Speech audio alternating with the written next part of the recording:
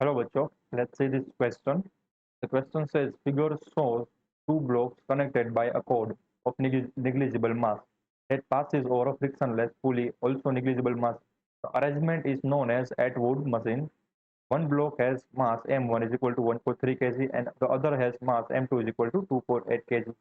What are the magnitude of the block's acceleration and the tension in the cord? तो हमें एक Atwood machine दिया गया है। बेसिकली इस जो आप इमेज में देख रहे हो उस कंप्लीट सिस्टम को ही एटवुड मशीन कहते हैं कि एक पुली है उसके दो साइड M1 एंड M2 मास है एंड उसको एक सेम रस्सी से कनेक्टेड किया गया है एंड जो इस मास की वजह से एक्सेलरेशन प्रोड्यूस हो रहा है वो हमें फाइंड करना है एंड ये जो रस्सी है उसमें कितना टेंशन फोर्स लग रहा है वो हमें फाइंड करना है। तो हम मान लेते हो कि जो ये रस्सी है उसमें टी टेंशन प्रोड्यूस हो रहा है तो सेम रस्सी है तो सेम टेंशन प्रोड्यूस हो रहा है क्योंकि जब रस्सी बीच में से कहीं भी ब्रेक नहीं हुई है यानी कि जो ये पॉइंट है M1 का एंड जो M2 का पॉइंट है वो सेम रस्सी के साथ कनेक्टेड है तो इसका मतलब ये हुआ कि रस्सी में हर एक पॉइंट पर T tension same tension produce हो रहा है एंड जैसे कि हमें दिख रहा है कि M2 है वो थोड़ा बड़ा है तो हम अज्यूम कर सकते हैं कि जो M2 है उसका मास ग्रेटर देन है M1 से। ठीक है, हम गिवन ही है, वैसे यहाँ पर भी गिवन है, नहीं होता तो हम अज्यूम करते हैं बट यहाँ पर गिवन है ऑलरेडी। तो यहाँ पर इसका मास गिवन है 2.8 kg एंड जो M1 का मास है वो गिवन है 1.3 kg।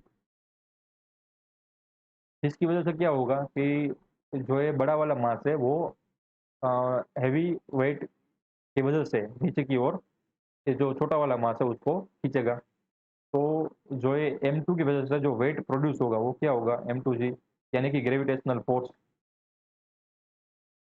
M1G पे भी नीचे की ओर ग्रेविटेशनल फोर्स लगेगा बट M2 M1 से बड़ा है जिसकी वजह से उसका ग्रेविटेशनल फोर्स भी बड़ा होगा जिसकी वजह से वो M1 मास को अपने ऊपर की तरफ खींचेगा। तो जो ये M2G है वो इवेंचुअली नीचे की ओर ए एक्सेलरेशन से मूव करेगा एंड ये जो रस्सी है वो भी एक्सेलरेशन से नीचे की ओर मूव करना स्टार्ट करेंगी। रस्सी से कौन जुड़ा हुआ है M1 तो M1 ऊपर की ओर ए एक्सेलरेशन से मूव करेगा। अगर एक्सेलरेशन दोनों रस्सी में सेम ना होता तो रस्सी बीच में से टूट जाती बट ये अनस्ट्रेचेबल एंड निग्लिजिबल मास की रस्सी है। ठीक है, तो इसकी वजह से हम अज्यूम कर सकते हैं ये जो पूरा का पूरा रस्सी है उसमें सेम एक्सेलरेशन है क्योंकि उसमें मास जीरो है जिसकी वजह से M1 ऊपर की ओर एक्सेलरेशन से मूव करेगा एंड सेम एक्सेलरेशन से M2 बट नीचे की ओर मूव करेगा। अब हम क्या करेंगे कि इस प्रॉब्लम में जो की कंसेप्ट यूज करने वाले हैं वो होगा न्यूटन फोर्स लॉ। वो क्या है summation of F external is equal to mass time acceleration. तो किसी भी बॉडी में जितने भी फोर्स लग रहे हो उसका जो रिजल्टेंट निकलेगा वही उसको एक्सेलरेशन प्रोवाइड करेगा एंड जो एम है उस बॉडी का मास है। ठीक है, तो ये इसका फिजिकल मीनिंग हो गया। तो इस फॉर्मूले का यूज करके हम पहले तो फ्री बॉडी डायग्राम बनाते हैं। तो पहले तो हम M2 का फ्री बॉडी डायग्राम बनाते हैं। तो M2 है उसको नीचे की ओर कौन खींच रहा है नीचे की ओर है ग्रेविटेशनल फोर्स M2G। ऊपर की ओर कौन खींच रहा है तो ऊपर की ओर खींच रहा है टेंशन T एंड ओवरऑल गति किस डायरेक्शन में जो ये M2 है उसकी ओवरऑल मोशन किस डायरेक्शन में तो नीचे की डायरेक्शन में ए एक्सेलरेशन से जा रहा है। तो अगर हम M2 के लिए जो फोर्स लिखे वो कैसे आएगा तो अगर हम M2 के लिए न्यूटन लॉ अप्लाई करें, ठीक है, ये वाला लॉ अप्लाई करें तो इस M2 पर कितने कितने फोर्स लग रहे हैं विथ डायरेक्शन तो ऊपर की ओर लग रहा है टेंशन तो ऊपर की ओर प्लस वाई डायरेक्शन में होता है। ठीक है, यानी कि जे डायरेक्शन में तो प्लस ही है एंड नीचे की ओर कौन फोर्स लगा रहा है ग्रेविटी जो कि माइनस जे की डायरेक्शन में एक्स डायरेक्शन में फोर्स ही नहीं है तो हमें एक्स कंपोनेंट चाहिए नहीं। ठीक है, हम वाई कंपोनेंट पे ही ध्यान में देंगे क्योंकि एक्स कंपोनेंट जीरो जीरो है तो ऊपर की ओर टेंशन लग रहा है नीचे की ओर M2G लग रहा है तो इसको हम माइनस M2G लिखेंगे। Is equal to overall direction जो मोशन है m2 की वो कौन सी डायरेक्शन में, माइनस z डायरेक्शन में। तो यहाँ पर लिखेंगे जो ऑब्जेक्ट का मास है वो है m2। देखो देखो ए वाले इक्वेशन में ये m एक क्या है, जो ऑब्जेक्ट ए एक्सेलरेशन से मूव हो रहा है उसका मास। ठीक, ये याद रखना। तो यहाँ पर m2 ऑब्जेक्ट मूव हो रहा है तो उसका मास आएगा n, m2 ऑब्जेक्ट की एक्सेलरेशन क्या है तो a है, यहाँ पर लिखेंगे a। अब थोड़ा सिंप्लीफाई करेंगे तो यहाँ पर क्या आएगा, माइनस को दोनों के साथ कॉमन लगे तो हमारे पास जो आंसर निकलेगा वो ऐसा निकलेगा m2g minus t is equal to m2a। तो इसको मैं बोल देता हूँ इक्वेशन फर्स्ट। अब सेकंड जो वाला है m1 मास, ठीक है, उसका मैं फ्री बॉडी डायग्राम बनाता हूँ। तो सेकंड में जो m1 मास है उस पर भी ग्रेविटेशनल फोर्स लग रहा है नीचे की ओर, ऊपर की ओर लग रहा है टेंशन। बट ये जो m1 मास है उसकी जो ओवरऑल मोशन है वो ऊपर की ओर है, यानी कि ऊपर की ओर ए एक्सेलरेशन से मूव कर रहा है। तो इसका हम न्यूटन अप्लाई करें, न्यूटन फ्लो फोर्स, तो क्या मिलेगा कि ऊपर की ओर टेंशन, नीचे की ओर m1g इज इक्वल टू, अब यहाँ पर आएगा वो आएगा m1, क्योंकि m1 जो मास है वो एक्सेलरेट कर रहा है एंड उसकी एक्सेलरेशन क्या है a। तो ये हमारे पास दूसरा इक्वेशन बन गया।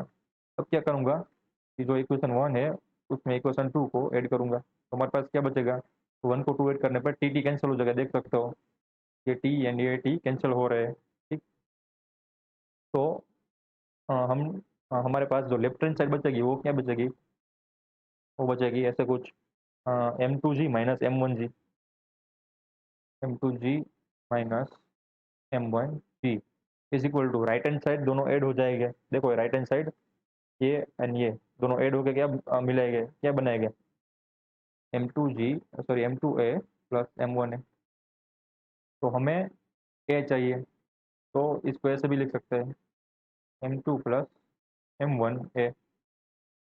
तो a इज इक्वल टू क्या लिख सकते हैं, a इज इक्वल टू हम ऊपर से g को भी कांस्टेंट बना लेते हैं, बाहर निकाल लेते हैं, ठीक है, g divided by m2 plus m1। तो ये हमारे पास एक्सेलरेशन का फॉर्मूला आ गया, इसे ही एटवुड मशीन का भी फॉर्मूला बोलते हैं, ठीक है, एक्सेलरेशन का।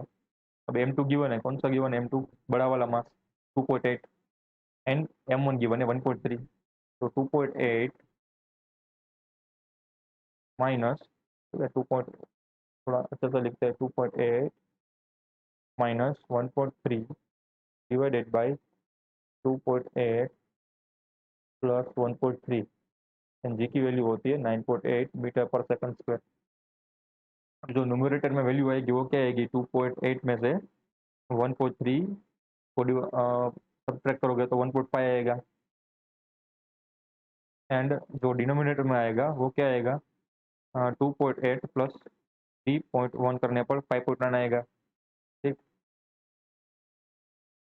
सॉरी 2.8 प्लस 1.3 है, ठीक है, 2.8 प्लस 1.3 है तो उसको 4.1 आएगा, राइट, यहाँ पर आएगा 4.1 टाइम्स 9.8। क्या करोगे 1.5 टाइम्स 9.8 डिवाइडेड बाय 4.1 करोगे तो हमारे पास जो फाइनल आंसर निकल कर आएगा वो आएगा 3.58 मीटर पर सेकंड स्क्वायर। तो जो एक्सेलरेशन निकल के आया वो आया 3.58 मीटर पर सेकंड स्क्वायर। अब हमें क्या फाइंड करना है, हमें टेंशन फाइंड करना है। तो इस एक्सेलरेशन को हम किसी भी एक इक्वेशन में पुट कर देंगे, ठीक है। तो मान लो कि जो ये सेकंड वाला इक्वेशन है उसमें हम पुट करेंगे, तो सेकंड वाले इक्वेशन में इस एक्सेलरेशन की वैल्यू पुट करेंगे। तो सेकंड वाले इक्वेशन पहले लिखते हैं, E minus m1g is equal to m1a, ऐसा ही कुछ है, ठीक, E minus m1g is equal to m1a। Now क्या करेंगे, t is equal to common बना लेंगे m1 को राइट हैंड जाके, तो हमारे पास बनेगा a प्लस सी। m1 की वैल्यू क्या थी, m1 की वैल्यू थी 1.3, यहाँ पर लिख देते हैं 1.3 एंड जो ए की वैल्यू आई वो क्या निकल के आई 3.58, यहाँ पर लिख देता हूँ 3.58।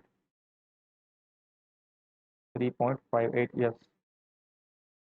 प्लस जो जी की वैल्यू थी वो क्या होती है 9.8, तो यहाँ पर लिखता हूँ 9.8।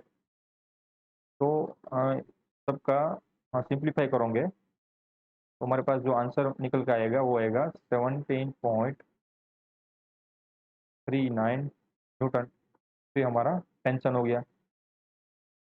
So the final answer of the question are acceleration is equal to 3.58 meter per second square and tension of the rope is 17.39 Newton. I hope you understood it well. Best of luck.